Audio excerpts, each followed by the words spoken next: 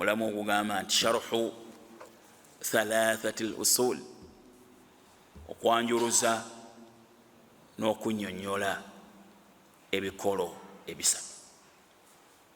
Katuli mu nyanjula y'ekitabo akatundu akokubiri. Naam, akatundu akokubiri kalimu ensonga ssatu omuwandiisi ze yalaga nti za bwatteeka, era ng'agamba nti yalaga nti za bwatteeka ku musiraamu omusajja n'omukyala.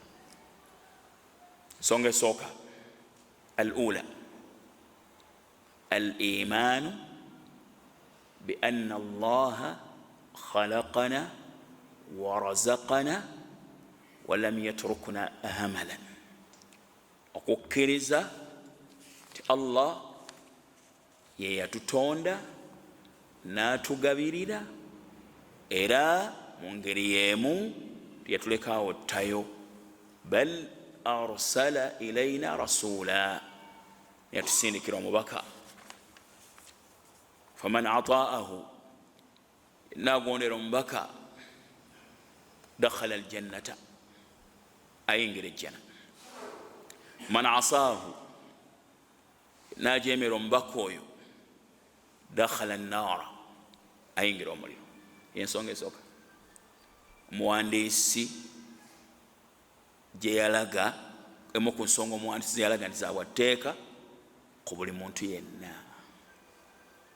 omusajja n'omukyala musiraamu. Ensonga eyokubiri omuwandiisi gye yaleeta,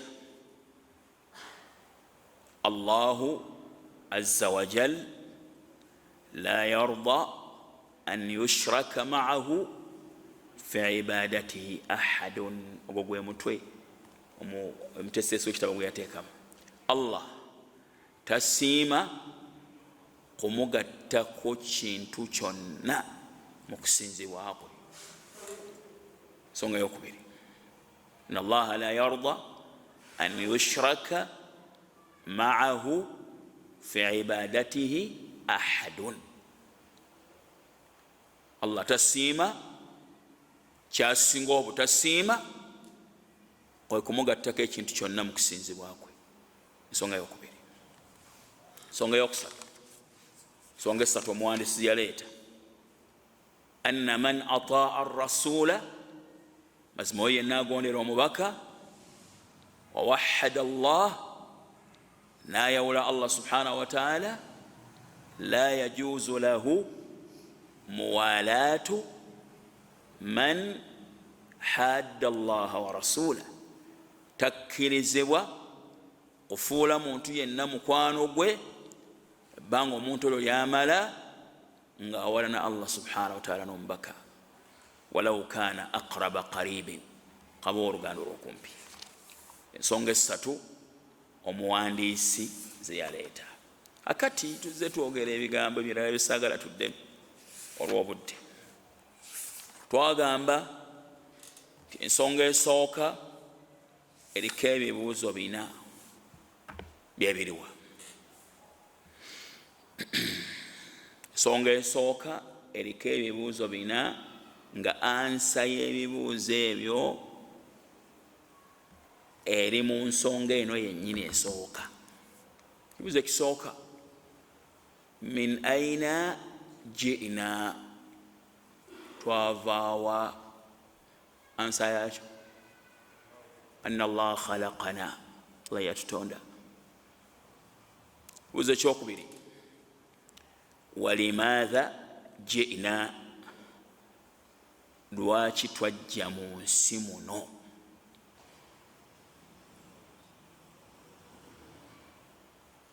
Naam,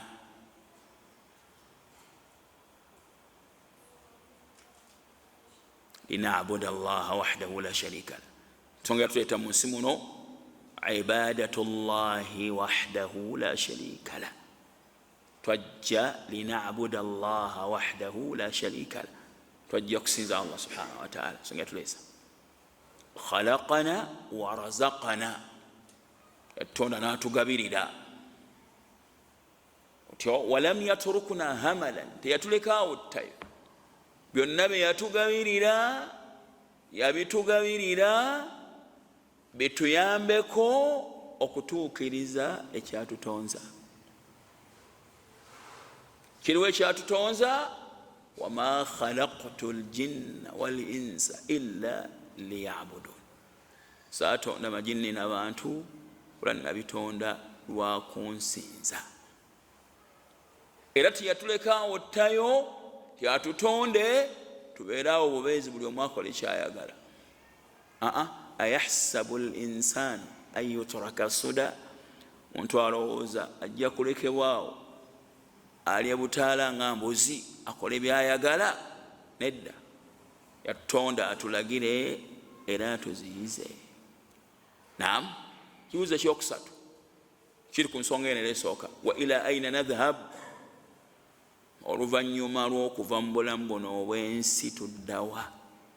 Maatha ba'da al-maut, kyekiddako oluvannyuma lw'okufa? Kyekibuuzo nakyo kiri mu ansa yakyo eri mu nsonga eno, sharahi mwagiwulira. Naam, tugenda kusasulwa, tugenda kuzuukira. Ekigendererwa ky'okuzuukira ekikulu alhisab waljaza, kubalibwa na kusasulwa. Kikwatagana kiti ekyo n'ensonga eyatutonza n'okutondebwa kwaffe? Okuba ntugenda kuzuukira kikwatagana kitya n'okutondebwa kwaffe?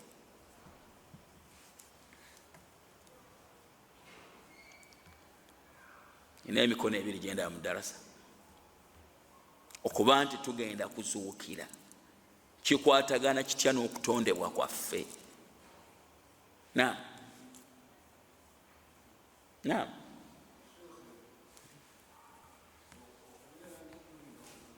Naam,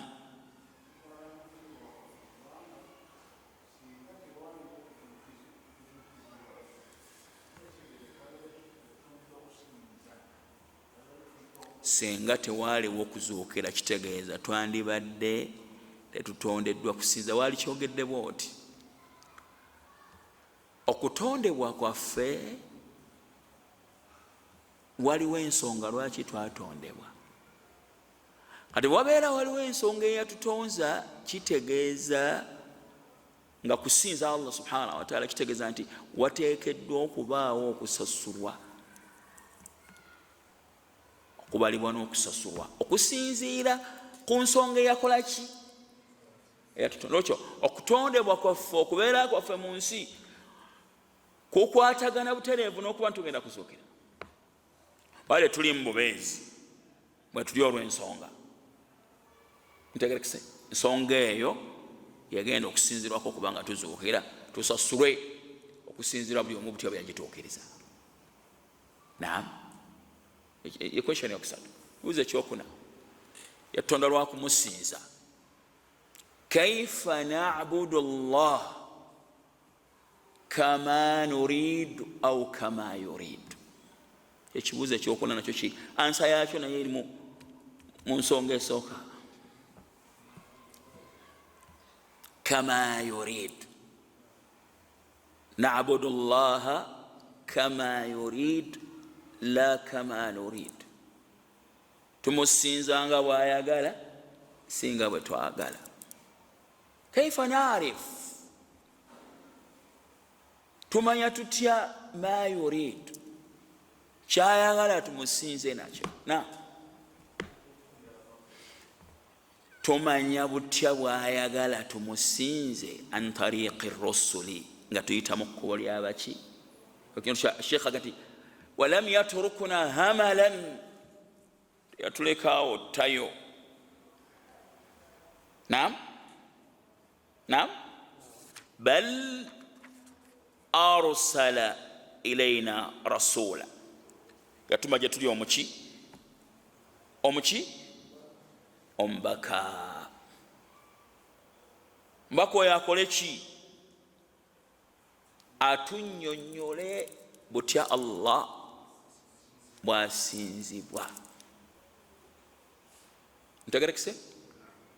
Kibuuzo ekyokutaano yeddarusi olwaleero, hal yajibu alaina taatuhu ay taatu rasul? Abaffe kitukakatako okugondera omubaka oyo eyatutumirwa? هل يجب علينا طاعة الرسول؟ abaffe kitukakatako okugondera omubaka oyo eyatutumirwa? Naam. waliwo aya mu Qur'an eri mu suratu mpe Qur'an tebagireeta wano, Qur'an yange sazze nayo erina ekigambo eri mu suratu an-Nisa, suratu an-Nisa egenda kuleeta ansa butereevu. Suratu an-Nisa aya meka 166. Suratu an-Nisa, wama arsalna min rasulin illa liyutaa mujinonyeze biidhnillah. yakumeka ya Nisa?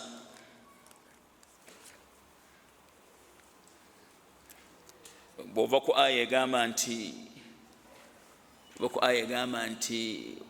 alam tara ila alladhina yaz'umuna annahum amanu bima unzila ilayka wama unzila min qablika yuriduna an yatahakkamu ila at-taghut. olwopapula lwennyini wansi w'olu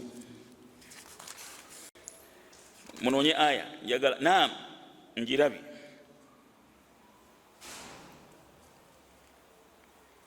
njagalamu ekigambo kimu. aya 64, wama arsalna min rasulin illa liyutaa biidhnillah. wama arsalna min rasulin illa liyutaa biidhnillah. Teri mubaka yenna gwe twatuma okujjako twamutuma ng'alina okugonderwa biidhnillah. olw'okukola ki? olw'okukkiriza kwa Allah. bimaana Allah yatulagira okugondera omubaka gwe yatuma. Ajeemera omubaka aba ajeemedde Allah subhanahu wa ta'ala. Agondera omubaka aba agondedde Allah subhanahu wa ta'ala. Era omubaka oyo subhanallah yalina n'okulamula abantu n'obubaka Allah bwe yamuwa. osomye Qur'an mu suratu yennyini eno Nisa aya ya 65. Allah fala wa rabbik la yu'minun, ndayidde nze mukama awo tebagenda kubeera bakkiriza hatta yuhakkimuka fima shajara bainahum, okutuusa nga bakulamuzisizza kakabeera akatono ke bafunyemu obutakkaanya. thumma la yajidu fi anfusihim harajan, nebatasigalamu kakunkuna konna mu mitima gyabwe mimma qadait, kwekyo kyoba olamudde. wayusallimu taslima, nebasiima olusiima nebewaayo olwewaayo ku kyabalamudde. n'olwekyo yajibu alaina taatu rasul fima amarahu, kitukakatako okugondera omubaka mwebyo byeyakola ki. olaba yagamba omuwandiisi faman ataahu walam yatrukuna hamalan, teyatulekaawo ttayo, bal arsala ilaina rasulan, yatutumira omubaka. Nikyategeeza nti yatulekaawo ttayo. Ani ayinza okumpa amakulu gaakyo? Teyatulekaawo ttayo, bal arsala ilaina rasulan, naye yatutumira omubaka. Ani ayinza okumpa amakulu ago? Teyatulekaawo ttayo.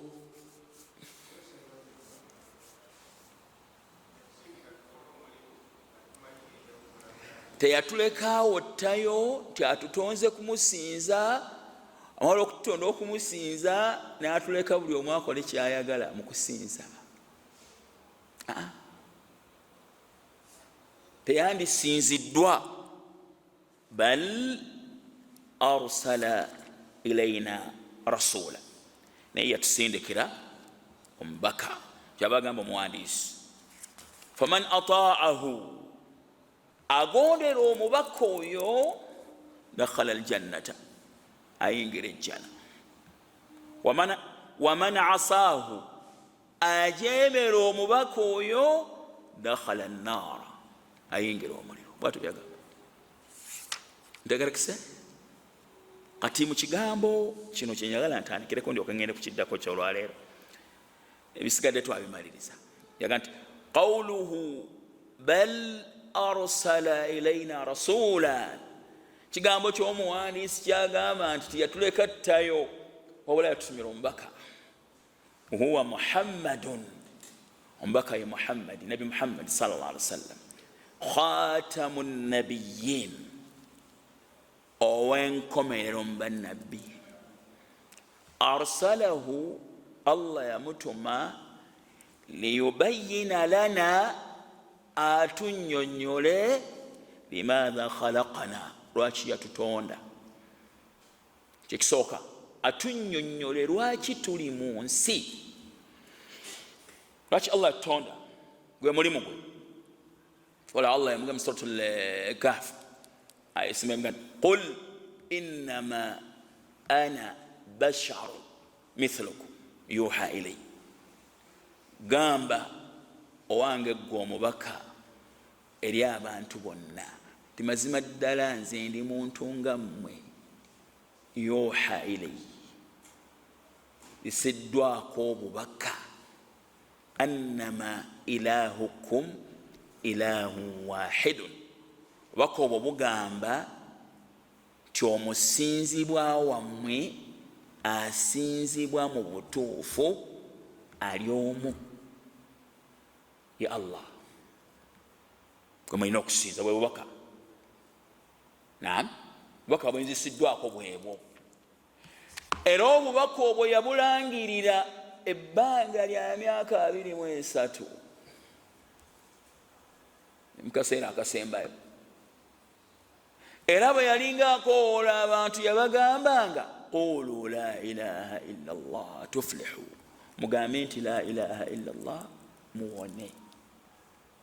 Ekisooka mbyamuleeta. Ekyokubiri, wayubayyinu lana kaifa na'budu Allah, era ekyamutumya atunnyonnyole tusinza tutya Allah subhanahu wa ta'ala. Naam, kiraga kaifa na'budu Allah kama nurid au kama yurid, tumusinza nga bwe twagala oba nga bw'ayagala. Tinga bw'ayagala tumanya tutya. Mbaka yatunnyonnyola butya Allah bw'asinzibwa. Naam, wayanhana an shirki wal kufri, songa yokusatu, yatumwa atuziyize okugattako Allah n'obukafiri. Olaba aya gye mbasomedde, agamba Allah ng'amaliriza faman kana yaruju liqaa rabbi, yenna asuubira okusinkana katonda we era atya butya bw'anaamusinkana, falyamal amalan salihan, akole emirimu emituufu, wala yushrik biibadati rabbihi ahadan, tagatta ku mukama we ekintu kyonna mu kusinzibwakwe. Ntegerekese abireese seeka ensonga azireese. Limadha khalaqana, atunyonyo lwaki Allah yatonda, tumusinza tutya, atuziyize. Wayanhana an shirki wal kufri wal maasi n'obujemu.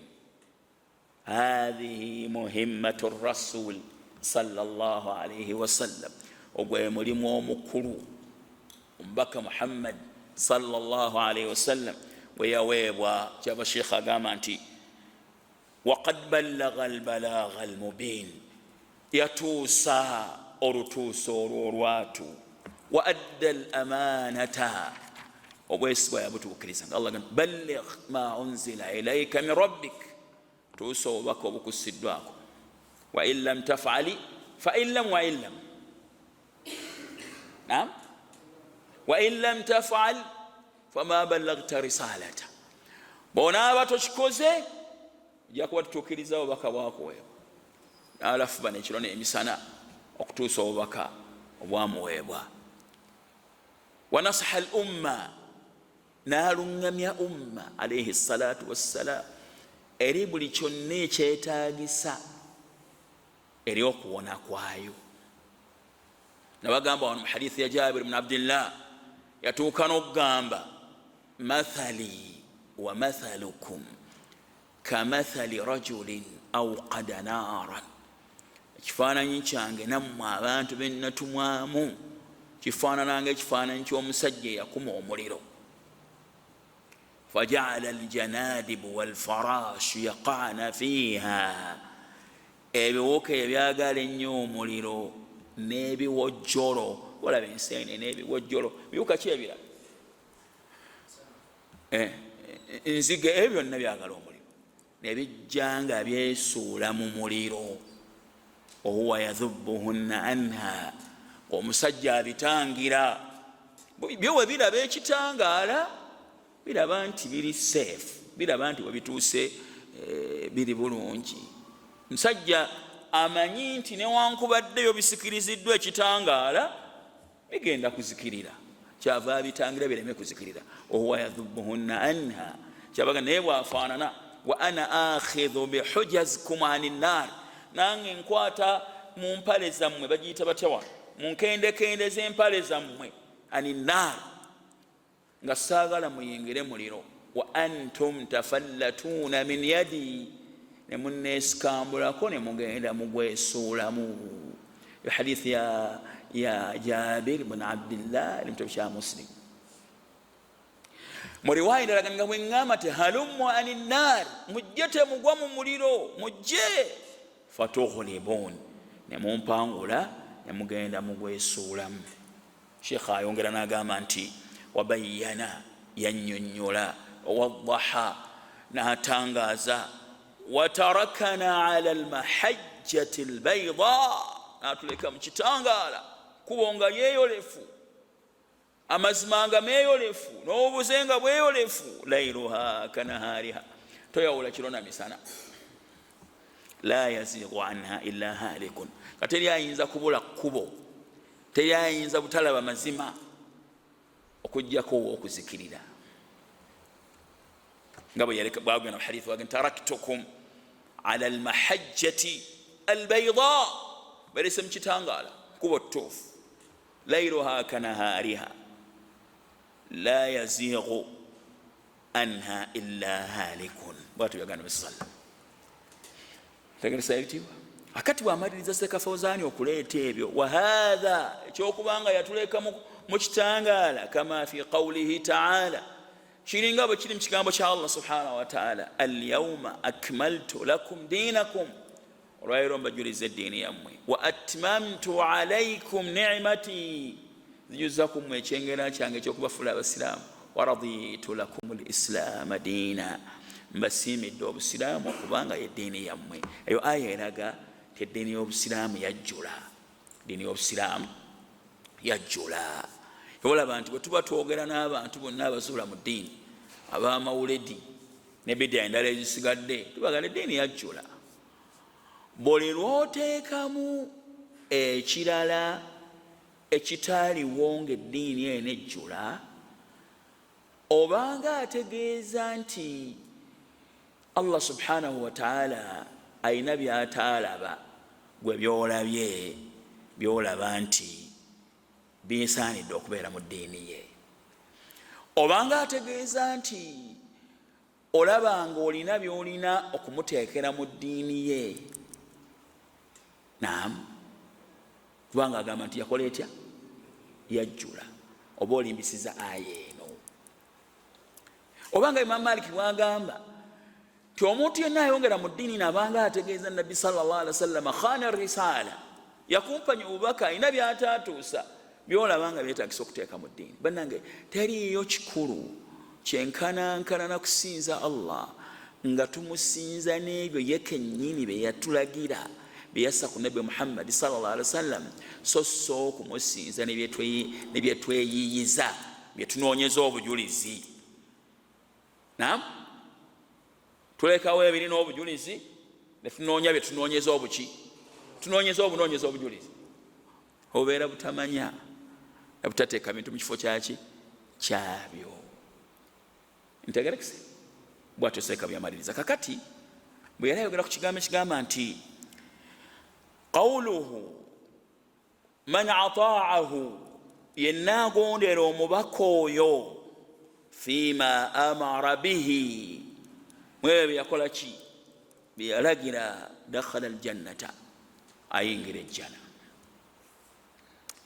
Wa qawluhu wa man asaahu, yenna ajeemera omubaka oyo fima naha anhu, mwebyo bye yaziiza, dakhala annaara, ayingira ki. Kyava agamba Sheikh, wa hadha misdaquhu kathirun fi lquran, ebyo ebyogeddwa ebibiri ti agondera omubaka ayingira ejjana n'amujeemera ayingira omuliro, birina obujulizi bungi mu Qur'ani obubikakasa. Naam, qala ta'ala, agenda kuleta aya, man yuti'i rasula faqad ataa Allah, yenna agondera omubaka aba agondedde Allah. Suratu Nisaa y'ekinaana, yenna agondera omubaka aba agondedde Allah. Akisiyayo opposite eri ki? Yenna ajeemera omubaka aba ajeemedde Allah. Ekyamugondera ayingira ejjana, amujeemera ayingira omuliro. Wa qala ta'ala, wama arsalna min rasulin illa liyuta'a biidhnillah. Ginasoose okuleeta, situmangayo omubaka yenna kujjako buli mubaka gwe natuma namutuma agonderwe biidhnillah, olw'obuyinza bwani. Suratu Nisaa aya yokumeka 64. Wa qala subhana wa in tuti'uhu tahtadu, wa in tuti'uhu tahtadu, bwe munaamugondera mujja kuluŋŋama. Opposite yakyo, bwe munaamujeemera mujja kubula, temujja kuluŋŋama. Kira kigambo kyagambye nti teri mubaka gwe natumwa okujjako buli mubaka gwe natuma namutuma nga ateekeddwa okugonderwa biidhnillah. Ng'agondera lwaki? Lwakulagira kwa Allah. Njagala mwetegereza aya eno katono nnyo eraga ekyo kyennyini. Njagala nje basomere wano. Ndi mu suratu Nuh, ngesula etandika egamba bweti, inna arsalna nuhan ila qaumi, mazima ffe twatuma Nuh eri abantu be, an anzir qaumak, titiisa abantu min qabli an ya'tiyahum adhabun alim, ate binabako batuuka ebibonero biruma. Qala ya qaumi inni lakum nadhirun mubin, abange bantu bange nze gye muli ndi mutiisa wa lwatu, mutiisa ebibonero bya Allah subhanahu wa ta'ala. An i'budu Allah, mukole mutya? Ye message y'ababaka, wattaqun, nange mungondere. Okitegedde? Illa liyuta'a biidhnillah. N'abalala batyo bagamba abantu baabwe. Ti Allah subhanahu wa ta'ala agambye atya? Wa in tuti'uhu tahtadu, omunaaba mumugondedde tahtadu, mujja kukola ki? Mujja kuluŋŋama. Opposite, munaamujeemera mujja kubula. Eddaka egamba bweti, wa qala ta'ala, wa ati'u rasula la'allakum turhamun, وأطيعوا الرسول لعلكم ترحمون. الله أكبر. mugondera omubaka la'allakum turhamun. Tetugamba nti oba oli awo ne musaasirwa. Eno la'alla wano etegeeza ekakasa nsonga nga Ibn Abbas bw'agamba. Mugondera omubaka mulyoke musaasirwe. Kitegeeza bwe munajeemera omubaka opposite yakyo temujja kusaasirwa. Ezo aya zonna zajja kweyo ensonga. Kati Sheikh Ibn Uthaymin sinabagenda mu maaso na hadithi Sheikh gye yaleeta ye bwe yali ayogera kweyo ensonga yajogerako mu njogerako efaanana bweti mugiwulirize. Yakozesa ekkubo lino ali ku nsonga yemu mu kitabu kino bakiyita sharhu thalathat al-usul ekya Sheikh Muhammad Salih Uthaymin. Yagamba bwati gadda nnyo mulabe butya bwe yaleeta y'ensonga. Naam,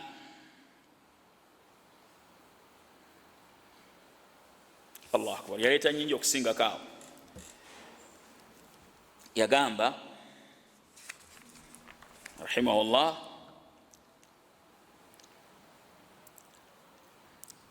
kano kansooke nkasome. Naam, kansome aya zokka. وأطيعوا الله والرسول لعلكم ترحمون يتجلب. نعم. ومن قوله تعالى ومن يطع الله ورسوله إنه قول الله ننبك يدخله جنات تجري من تحتها الأنهار خالدين فيها وذلك الفوز العظيم. إنه قول الله ننبك أجيك كل شيء الله أجيكم ينجز الجاني كل كتموا أنسوا يميك. أي نصرة النساء يقوم من السطو. ومن قوله تعالى نعم ومن يطع الله ورسوله ويخشى الله ويتقي فأولئك هم الفائزون. نقول إلى الله نمبكا ناتي الله نقول إلى الله أولئك هم الفائزون أو يبوك ويسيم. وقوله تعالى ومن يطع الله والرسول نقول إلى الله نمبكا فأولئك مع الذين أنعم الله عليهم. فأولئك مع الذين أنعم الله عليهم أو ويالنا والله بيقبل بينجرا من النبيين والصديقين والشهداء والصالحين وحسن أولئك رفيقا. سورة النساء كاغم ويدا. وقوله ومن يطع الله ورسوله ومن يطع الله ورسوله فقد فاز فوزا عظيما. أقول إلى الله نمبكا أبا يسيمي olwesiima olunene olusinga okulwesiima lwonna kwesiima kwonna. wal ayati fi dhalika kathira, ne aya ziri ku nsonga eyo nyingi. kati kyava aleeta ensonga endala. أيضا هذا أيضا حق مستفاد من قوله تعالى ومن يعص الله ورسوله إنه أجمر الله نمبكوي ويتعدى حدوده ناسك سرسل زامتك الله سبحانه وتعالى يدخله نارا خالدا فيها وله عذاب مهين. يقوم ينجز omuliro nga walubeerera mu gwo ayina ebibonereza ebyokumukakkanya n'okumunyoma. ومن يعص الله ورسوله مسورة الأحزاب إن جميع الله نمبك فقد ضل ضلالا مبينا. أباب زربول يعرف. وقوله ومن يعص الله ورسوله إن جميع الله نمبك فإن له نار جهنم ويأين جهنم خالدين فيها أبدا. أبفانا ويباتو بارو بيرنا موليرو. كما نقول سواجه عن opposite يابولي أبجميع مبكا ntagerekesa bulungi obo bonna obujulizi bulaga nti okugondera omubaka sallallahu alaihi wasallam kyaki linda kyabwaki kyabwatteeka nga mwazinyi tannaba kwazina. Sheikh yaleeta hadith noono yagireeta n'agamba bwati faman ata'ahu ihtada faman ata'ahu ihtada enamugondera arungama Allah mwangwiriza burungamu. ودخل الجنة إلى قلاتا أينجل الجنة. ومن عصاه إنام جيمر ضل abula wadakhala an-nar nayingira omuliro. Qala sallallahu alayhi wasallam, yagamba hadithi ya Abu Huraira eri Bukhari ne Muslim, yagamba sallallahu alayhi wasallam eri Bukhari hadithi ya Abu Huraira, yagamba sallallahu alayhi wasallam, kullukum yadkhulu al-jannata, mwenna mugenda kuyingira ejjana, illa man aba, kujja kana abaganye. Qalu ya rasul Allah, sabira gando wangu omubaka wa Allah, waman yaba, ani ayinza okugana okuyingira ejjana? Qala man ata'ani, yenna ngondera, dakhala al-jannata, ayingira ejjana. Waman asani, yenna njemera, faqad aba, ejjana aba agiganye yekka. Mfunye? Qawluhu sallallahu alayhi wasallam aba, kigambo kyenna kiraga nti aba aganye, ay aba an yadkhula aljanna, aba aganye okuyingira ejjana. Wa qala sallallahu alayhi wasallam min hadithi ya Abu Huraira eri mu kitabu kya Muslim, la yasma'u bi yahudiyun, eri ampulirako nti Allah yantuma abe wanzikiza kiyudaaya nga nti akkiriza Nabi Musa, wala nasraniyun, agambe nti mukristaayo akkiriza Isa, thumma yamut thumma la yu'minu billadhi ji'tu bihi, n'atakkiriza obubaka bwe najja nabo, illa dakhala an-nar, kujja kayingira omuliro. Hadithi mugyetegereze. La yasma'u bi yahudiyun, eri muyudaaya ampulirako nti Allah yantuma mu Isirayiri, wala nasraniyun, wadde omukristaayo yenna ampulirako nti Allah yantuma, thumma la yu'minu billadhi ji'tu bihi, vanyuma n'atakkiriza obubaka bwe najja nabo, illa dakhala an-nar, kujja kayingira omuliro.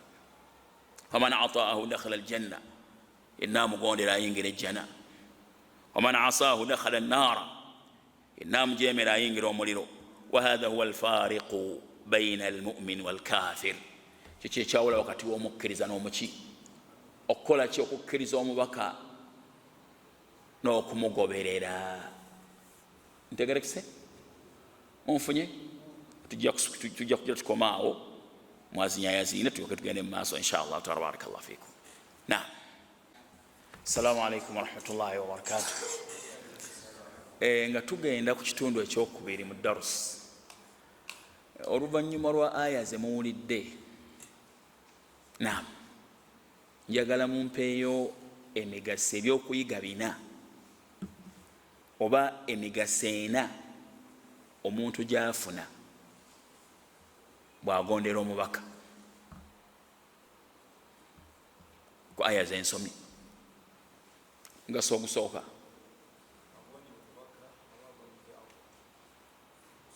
mugaso ogusooka okugondera Allah kuba kugondera omubaka kuba kugondera Allah. Ogondera omubaka oba okoze otya? Ono bw'aŋŋambye naye nina omugaso gwe mbadde njagala aleete, naye n'ekyo kirungi, kangendera omuvubuka omuto.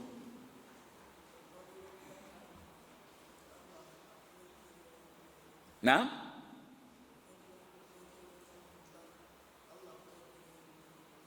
Siwulidde? Gondera omubaka sallallahu alaihi wasallam, ensonga eyingiza ejjana. Barakallahu fiik, ensonga nkulu. Naam. Gondera omubaka sallallahu alaihi wasallam, ensonga etuusa omuntu eri obulungamu. Tubwagondera omubaka, Allah subhanahu wa ta'ala amulungamya. Bwe munaamugondera tahtadu, wa in tuti'uhu tahtadu, mujja kulungama. Naam Sheikh. Salaamu rahmatullah.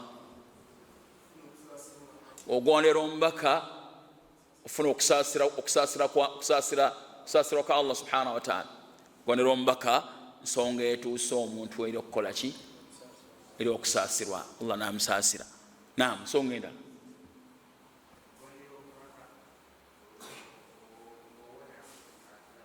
Gondera omubaka wona ebibonerezo bya Allah subhanahu wa ta'ala. Naam, funa obulungamu. Barakallahu fikum. Kyo nkimaliriza. Naam.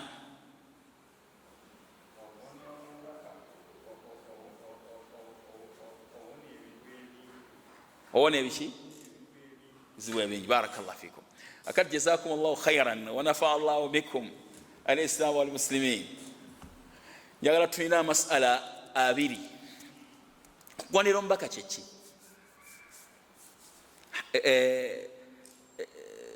Mumpulirize obujulizi buno obwajjanga bugamba nti aŋŋondera ayingira ejjana anjeemera aba aganye okuyingira ejjana.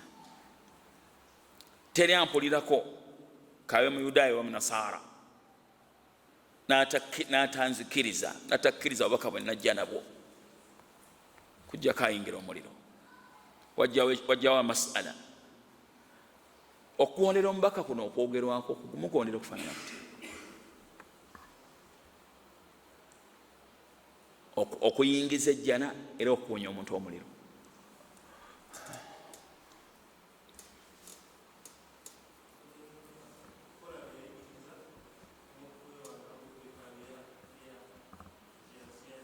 Ekyo kirungi nekyenjagala ekirala. Sheekh obadde ogamba ki? Okumugoberera.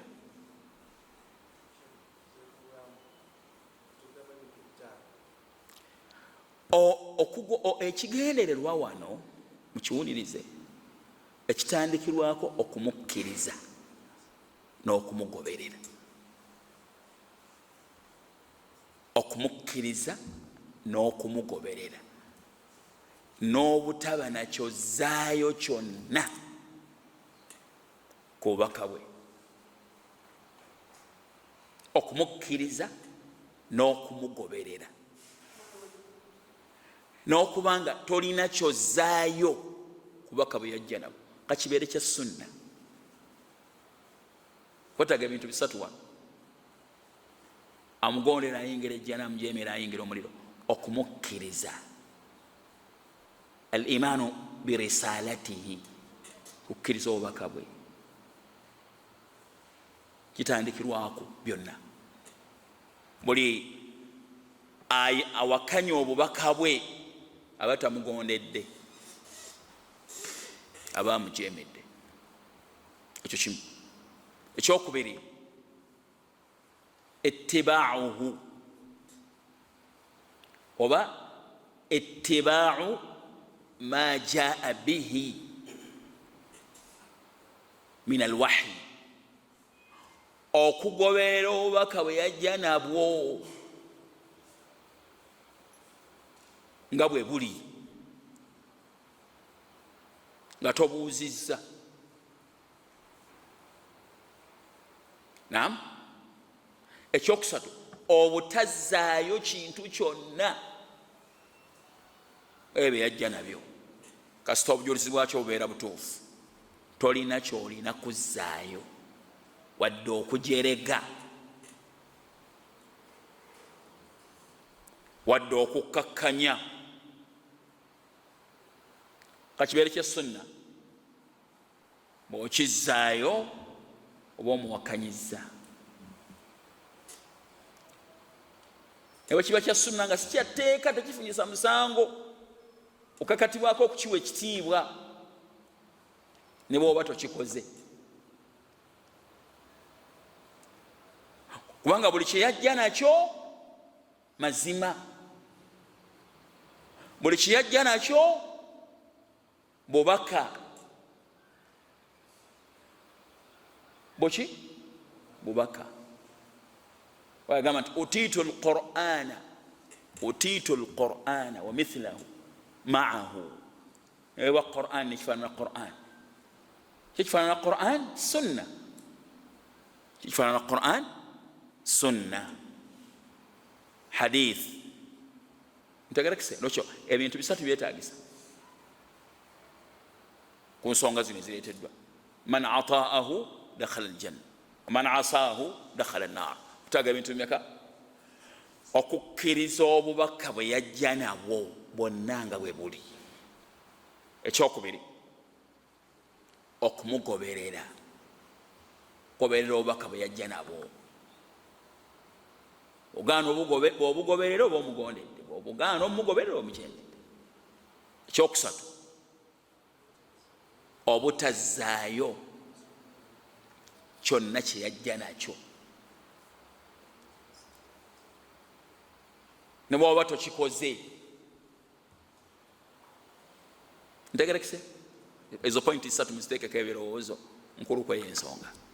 Akati era mu mbeera yeemu bwe baga nti Muhammadun Rasulullah, wagamba Nabi wagamba sallallahu alaihi wasallam, hadithi ya Ibn Umar eri mu kitabo kya Bukhari kya Muslim, Bukhari ne Muslim, agamba bunya al-islamu ala khamsin, Islamu azimwa ku mpaji 5.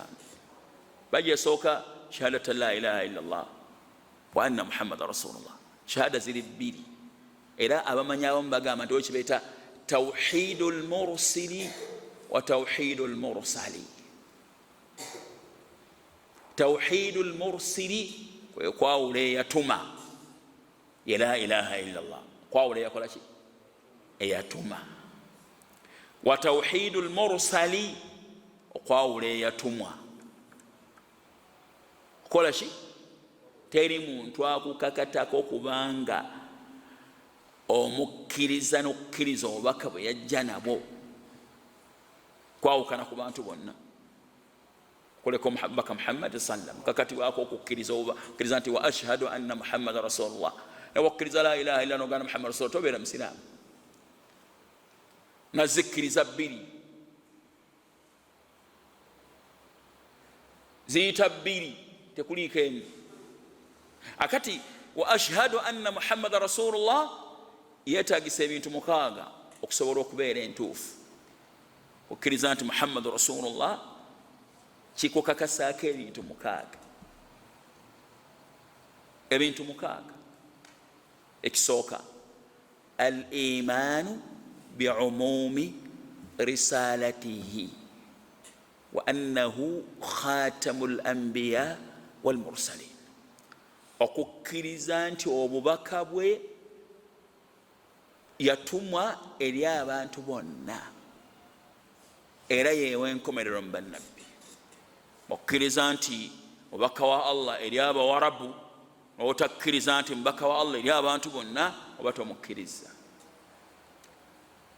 Okkiriza nti mubaka wa Allah naye n'ogamba nti eriyo n'ababaka omulala abajja oluvannyuma lwe, oba tomukkiriza. Yewe enkomerero bannabbi. Aba Ahmadiya bafulumira. Ekyokubiri, tasdiquhu fima akhbara, olina okumukakasa nti buli kyayogera mazima. Ma yantiqu anil hawa in huwa illa wahyu yuha, kyayogera bubaka. Ekyokusatu, wa ta'atuhu fima amara, olina okumugondera mu bye yalagira. Ekyokuna,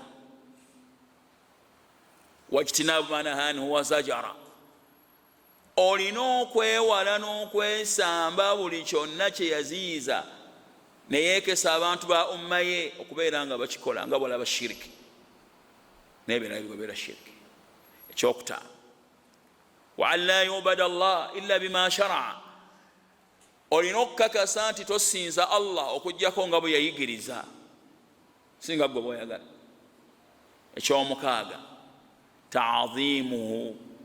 ta'dhimu sunnatihi, ta'dhimuhu wa sunnatihi, ta'dhimuhu wa sunnatihi, okumuwa ekitiibwa n'enkola ye, okugiwa ekitiibwa sunna ze.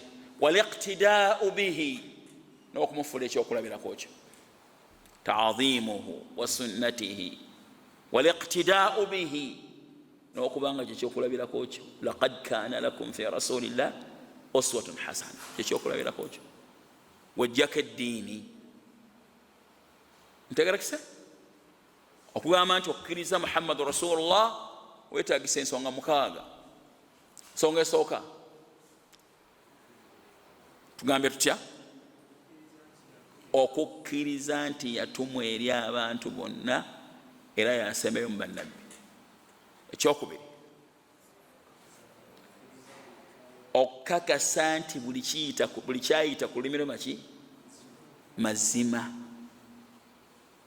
Singa ozaayo kimu ku ebyo yayogera oga nti bulimba oba owedde.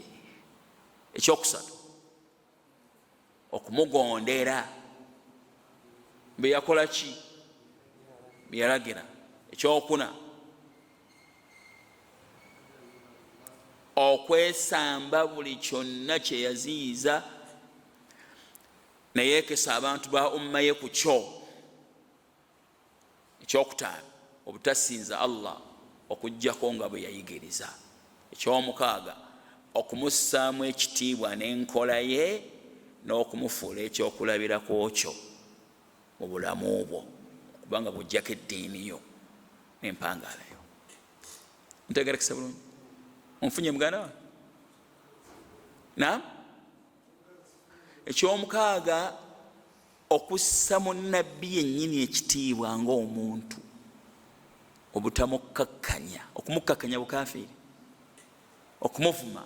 Hatta baulama baga nti singa omuntu avuma nabbi, bahanabila madhhabu Ahmad, amadhhabu ga Imam Ahmad, amadhhabu ga Imam Ahmad, singa omuntu avuma nabbi attibwa.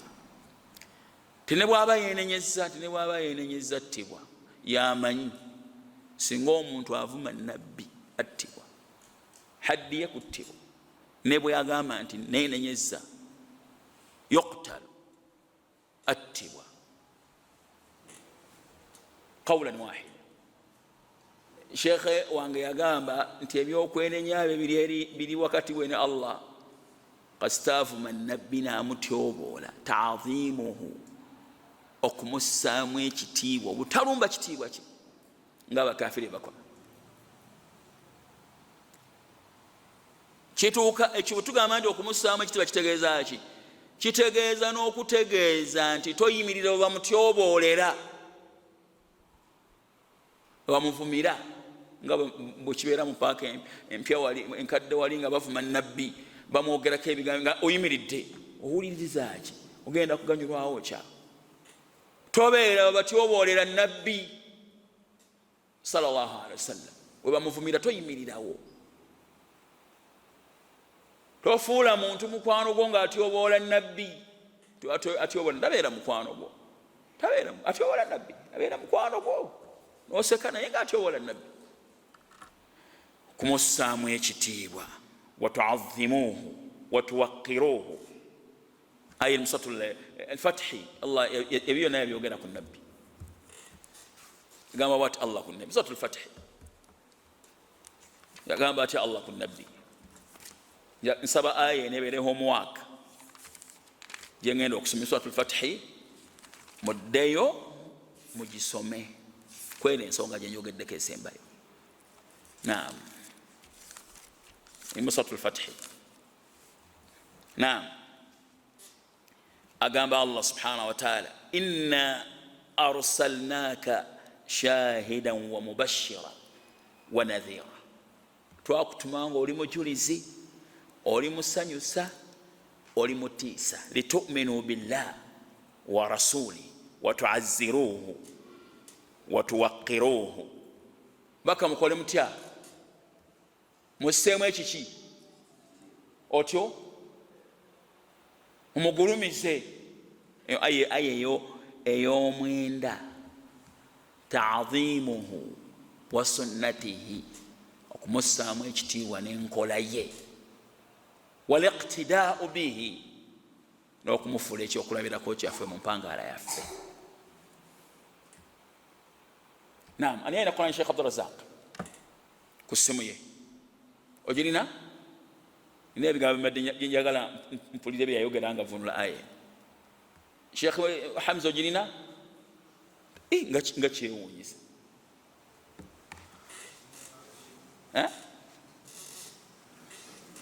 Temulina Qur'ani ya Luganda ku masimu? Mulina ki? Ikola Suratul Fatiha aya ey'okumeka ey'omwenda.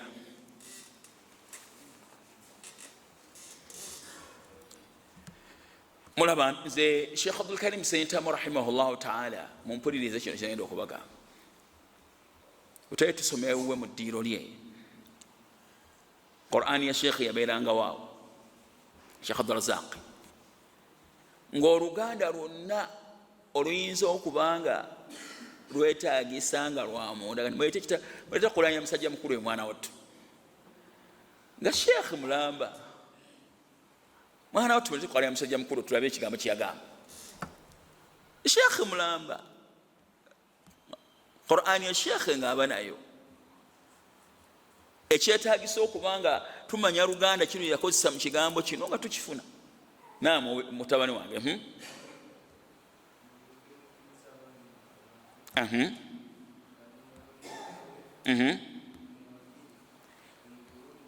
Naam watuazziruhu mumuwagire.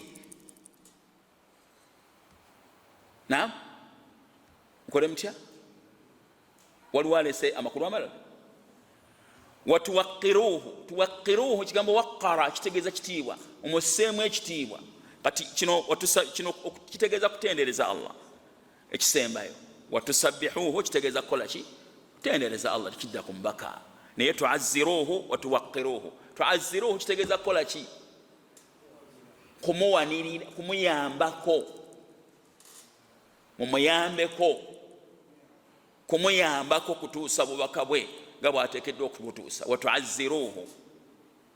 Naam watuwaqiruhu mukole mutya omuseemu ekiki ekitiibwa ekyo Allah yakiragira mulina okumusaamu ekitiibwa. Naam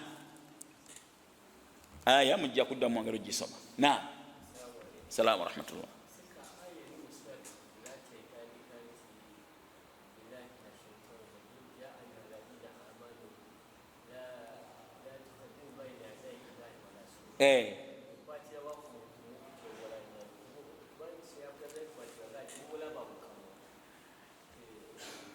bw'aba alina kyagambye temwogera. La tuqaddimu bayina yaday llahi wa rasuli. Allah waba agambye bombaka alina kyagambye temuteekeddwa kubanga muddamu temulina kye mulina kuddamu kwekyo Allah kyagambye nani n'omubaka. Ate oba essuula erimu aya ega nti la tarfau aswatakum fawqa sawti nabi. Kigambibwa nti abawarabu abalala baalinga bamuyita abaga nti ya Muhammad ukhruj ilaina, Muhammad fuluma gye tuli, nga bamuyita linnya lye. Bakola batya? Bamuyitanga linnya lye. La tarfau aswatakum, temusitulanga amaloboozi gammwe awali ani? Awali nabbi. We batyo bamuyitanga baleekaana wange Muhammad fuluma gye tuli. Allah n'abagaana. Eriyo abasajja abajja e Madiina bwe baatuuka awali nabbi muzikiti gwa nabbi sallallahu alaihi wasallam ne baleekaana basitula amaloboozi. Umaru n'agamba nti singa temubadde bagenyi nandibakubye emiggo. Singa temubadde bagenyi nandibakubye emiggo. Allah agamba nti la tarfau aswatakum fawqa sawti nabbi. Muli awali nabbi ne musitula amaloboozi, musitulira amaloboozi awali nabbi nga nabbi amaze okufa. Nga okuntegera gyetegeramu aya eyo. Singa temubadde bagenyi nga muli bapya mu Madiina nandibakubye olukuba olutoogerekeka olw'okusitulira amaloboozi gammwe awali ani? Awali nabbi. Imam Malik rahmatullahi alayhi bwe yalinganga agenda okusoma hadithi za Nabi sallam ng'afuna ewuzu. Hadithi yazifuniranga n'ewuzu bigambo bya nabbi. Yalinganga agenda okwogera ebigambo bya nabbi ng'agenda kubisomera abantu yafunanga ewuzu olw'okussa mu nabbi ekiki ekitiibwa n'ebigambo yabisangamu ekiki y'ensonga ey'omukaaga. Naam akati nsuubira nti ebigambo bitegeerekese. Amasala amalala abaffe buli nabbi kye yakola oba buli nabbi kye yalagira bwe mba nkireeta kitukakatako okubeera nga tumugondera mu kyo. Amasala ag'okubiri buli nabbi kye yalagira kitukakatako okubeera nga tumugondera mu kyo. Amasala ag'okubiri yatujja okukomako bisigale tugenda kubisoma bijja kuba bingi. Na kibuuzo buli nabbi kye yalagira tukakatibwako okubeera nga tumugondera mu kyo. Na tukakatibwako. Na kitegeeza nti mulina okutuula mu kiraasi y'eddiini musome obusiraamu. mulina okutuula mu kiraasi y'eddiini mukole mutya soma obusiraamu.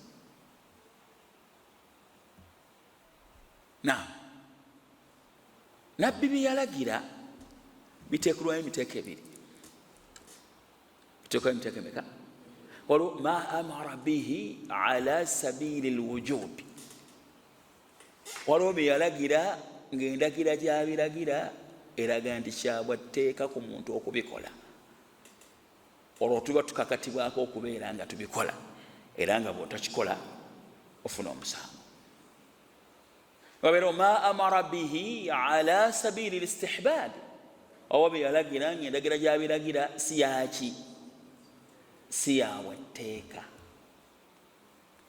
Naam, ekyokulabirako lawla an ashuqqa ala ummati la amartuhum bisiwaak inda kulli wudu oba inda kulli sala. Singa saatya kukaluubiriza abantu ba kibiina kyange nandibalagidde nga okusenya bwe balibadde nga bagenda okusaala oba buli lwe bandibadde nga bagenda okufuna ewuzu, kitegeeza nti teyakiragira. Kitegeeza tiyakola ki? Teyakiragira. Kulagira kwaki? Kwa bwatteeka. Kati sunna zino ze tusaala rawatib oluvannyuma lw'essala bifo nga tunaba kusaala n'endala, kubanga tewaliiwo sunna yonna gye tukola mu busiraamu okuggyako nga yagikola atya? Yagiragira. Mandub, ebintu ebiri mandub bibeera maamuru biha. Ombaka aba yakola ki? Sunna ze tukola nga sunna, ombaka ateekeddwa okuba nga yakola atya? Nga yaziragira. Naye ng'endagira gye yaziragira si yaki? Si yakuba nti kyabwatteeka omuntu okukola ki? Okubeera nga akikola. Ntegerekese? Kakati kukuza ekirevu masala.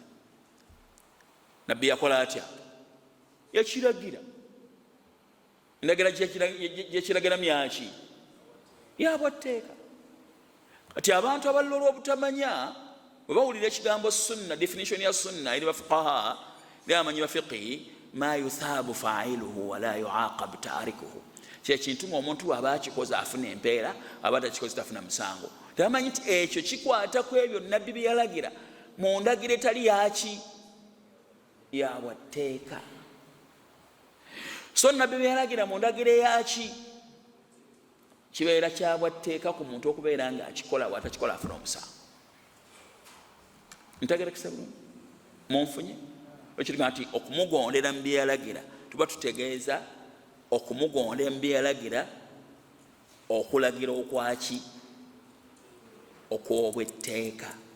Seera mu kiseera kyekimu ne bye yalagira okulagira okutali kwa bwatteeka, omuntu akakatibwako okubissaamu ekiki? Ekitiibwa. Ne bw'aba tannaba kutandika kubikola naye alina okubissaamu ekitiibwa n'okukkiriza nti nkola yaani? Kola Nabi sallam bw'abiwakanya oluvannyuma lw'obujulizi okumutuukako nga bukakafu, kiyinza ekyokumukaafuwaza. Ntegerekese? Munfunye? Ensonga bwetyo befaanana. Wallahu a'lam. Ntegerekese? Naam. Ani alina kyabuuza? Dakika esigadde. Naam.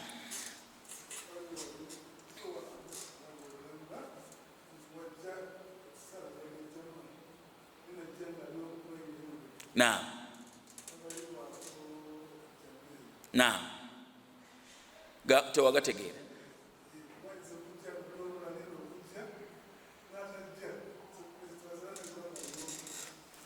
Amasala muganda waffe galeese gagamba nabbi agaliko hadisi egamba ti omuntu yenna asaayira emabega wa layini, asaala yekka emabega wa layini, esswala ye tetuuka. Ge masala salatul fadhi khalfa saffi. Ntegerekese? Gayagala okubeera nga tutangaala. Njagala tugambe bwe tuti amasala galimu ebigambo bibiri oba ebisukka mu bibiri wakati w'abamanyi. Kigambo ekisooka kigamba nti kigambo kya Ibn Baz rahmatullahi alayhi nti omuntu bw'ajja nga imaamu asaaza nga abasiraamu basaala, naam, n'asiŋŋaana nga layini zijjudde, akola ekimu ku bisatu. Ekisooka, asimba ne imaamu. Ekyokubiri, alindirira omuntu ajja yenna n'asimba naye. Ekyokusatu, bw'aba tafunye muntu yenna ajja ayimirire yekka. Ibn Baz yesembesa obujulizi obw'omusajja eyajja n'ayimirira yekka webasira bide hadith, nabbi n'amugamba addemu essala. Naam, agamba nti obujulizi bulaga nti talina kuyimirira yekka mu mbeera yonna. Bw'aba tafunye bw'ayimirira naye akola atya? Agumiikirize essala eggwe asaale yekka, kuba bw'asaala yekka tewali buzibu. Kyekisooka. Ekigambo ekyokubiri kigambo kya Sheikh Muhammad bin Salih al-Uthaymin kwaga masala. Yalaba nti omuntu bw'ajja n'atasiŋŋaana n'atafuna muntu yenna gw'ayimirira naye ayimirire yekka. Era ekigambo ekyo Sheikh Abdul Karim Sentamu rahimahullah fatwa kiyewerangako fatwa, kubanga obwo bwe busobozi bwe. Atidde Allah okusinziira ku busobozi bwe, fattaqullaha mastata'tu. Akola atya? Ayimirire yekka, talina musango kubanga tasobodde kufuna muntu gwakola ki? Gwayimirira naye bw'atyo bw'agamba. Naye bw'otunuulira ebigambo Ibn Baz bye yaleeta n'endeeta gye yabireeta, n'ogenda osoma fatwa ye, ekigambo kya Sheikh Ibn Uthaymin okiteeka wabbali, n'ogoberera ekyani ekya Ibn Baz, n'ogumiikiriza, n'olinda omuntu oyimirire naye bw'aba tazze, n'osaala wekka okubeera ku Saidi. Ntegerekese? Walabaga nedda osikayo omuntu mubali mu layini n'osaala naye. Eriyo abalama abagamba ekyo kitonyo tekikkirizibwa. Kyokusiŋŋaana omusajja atebenkedde mu layini yasaala n'omusikayo ajja asimbe naawe, ekyo tekikkirizibwa. Onfunye? Bwe kityo Allahu alam. Naam. Akati era mu mbeera y'emu, singa obadde osimbye layini, omusajja oyo najja, olina emyaka emeka? Kimoga? Naam? 11 n'asimba naawe, era essola tetuuka. Lwaki? Laisa min talimu abo abakakatibwako essala newankubadde nga bagisaala etuuka. Essola ye tetuuka. Tiweegasiddwako omwana omuto atali mukallafu n'akuggyako ekyokuba nti osigala nga obalibwa nti emidde weka mulayini. Singa ejjayo omusajja omulalu n'ayimirira nawe mulayini nga mulalu, era tetuuka, basi mukallafu. Singa Peter ajja n'ayimirira nawe mulayini nga bwe twali mu ssala za Idi amabega kaabo, oba nga gw'osimbye naye yekka, tetuuka. Laisa min ahli ssala. Oba singa omukyala ajja n'ayimirira nawe mulayini, naam, tekola ki? Sigaye era nga tetuuka. Masala bwe gatyo bwe gali. Wallahu alam. Naam. Assalamu rahmatullah. Assalamu rahmatullahi wa barakatuh.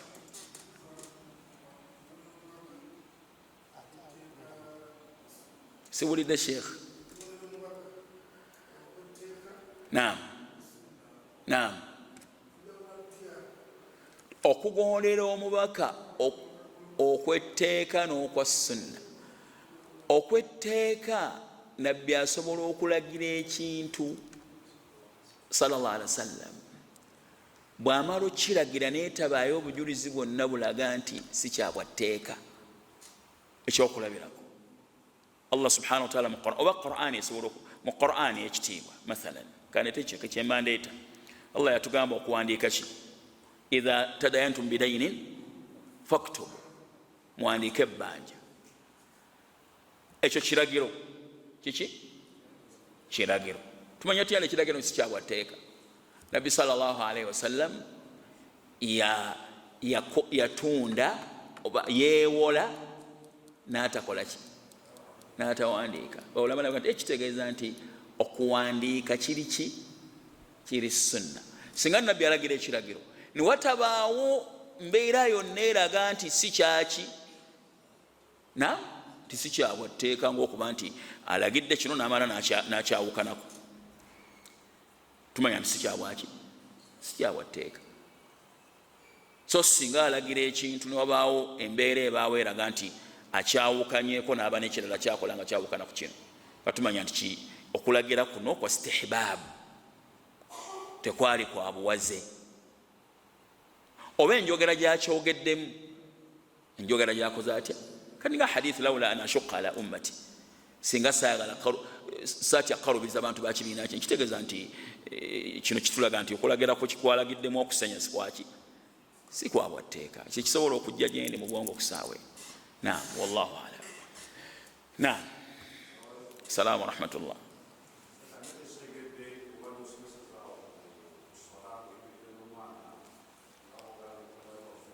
Naam.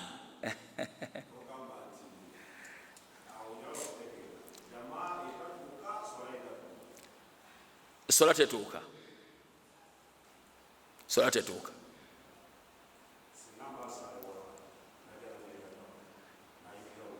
Ekyo kirala, ekyokubanga gw'osaala n'omwana wo nga muli abantu babiri, tegereka, ekyo kirala. Kiyinza kudda mu masala ga jama, abaffe obalibwa nti osadde jama oba tubalibwa nti osadde jama, tegereka. Naye kino kyakuba nti gw'osimbye naye emabega ali mu bantu abakakatibwako essala oba tali mu bantu bakakatibwako essala, tegereka bulungi. Bwe kityo ono omwana mumayizi ayawula wakati w'ekirungi n'ekibi, essala bw'agisaaza etuuka, era ne bw'asala essala ekola etya? Etuuka. Naye tali si mukallafu nti bw'aba tagisadde afuna omusango. Mumayizi tumukubiriza okusaala, era bw'asaala essala ekola etya? Naye abeera ddi mukallafu ng'afunye obumu kubonera obumeka? Obuna lwabeerera mukallafu.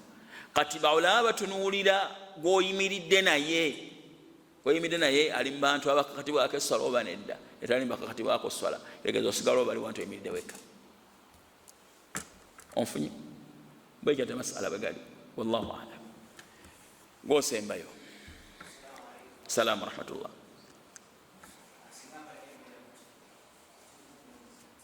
Naam. Naam. Naam.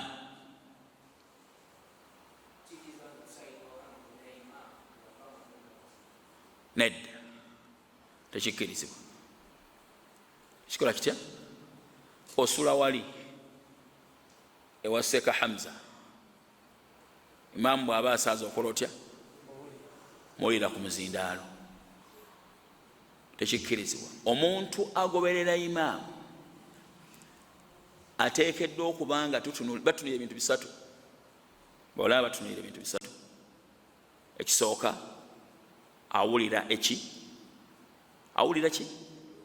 Eddoboozi lya imaamu. Ekyokubiri, alaba kwabo abakola batya? Abagoberera imaamu.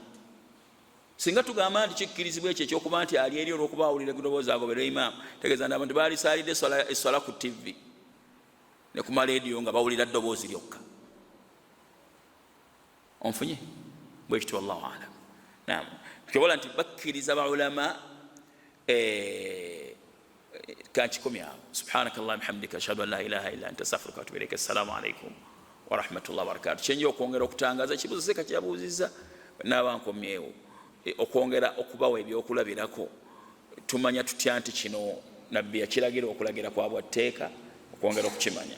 Kino nabbi yakiragira okulagira okutali kwaki kwa bwatteeka, kwongera okubeera tukyetegereza. Inshallah ta'ala. Barakallahu fikum, jazakumullahu khairan. Assalamu alaykum wa rahmatullahi wa barakatuh.